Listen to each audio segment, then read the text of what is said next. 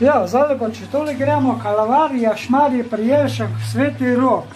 Zdaj, če gremo gori cerkvica, od spodaj so tiste stopnice in pri stopnicah so 3 križi, na to so pa kapelce, ena velika, ena mala in gre skozi do kraja dol.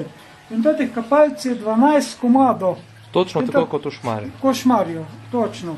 In to, če gremo zdaj skozi, to je doli Šmarsko, tisto jezero, ko je, in to je poslopje Šmarje, tako prizorično napravljeno, tako da je malo za ogled, pa vsega. In pa je vse razsvetljeno, telegrafnice z lučmi, pa tako da je vse. Kako to, da ste ravno Šmarju namenili toliko pozornosti?